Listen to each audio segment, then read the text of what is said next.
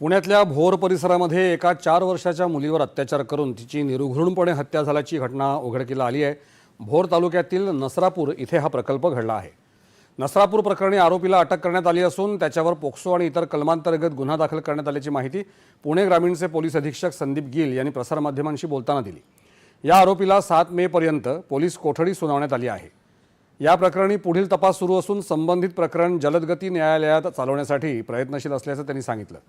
आरोपी 65 वर्षीय असून तो आसपासच्या परिसरात राहतो। त्यानं मुलीला आमिष दाखवून हे कृत्य केल्याचं त्यांनी स्पष्ट केलं।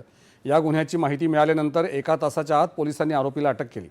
या आरोपीवर यापूर्वीच अशाच प्रकारचे 2 गुन्हे दाखल आहेत, ज्यामध्ये 2015 मधील एका पोक्सो प्रकरणाचाही समावेश आहे, असं पोलीस अधीक्षकांनी सांगितलं।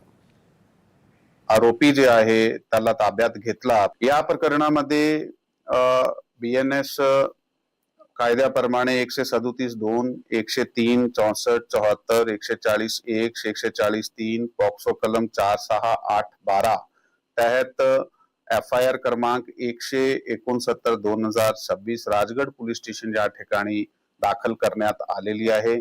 पुढील तपास जे चालू आहे, आरोपीला अटक केल्यानंतर आता पुढे तपास आमचा चालू आहे। हे फास्ट ट्रॅक पद्धतीने चालला पाहिजे आणि आरोपीला सक्त जे पनिशमेंट आहे ते भेटली पाहिजे, यासाठी आम्ही प्रयत्नशील आहात।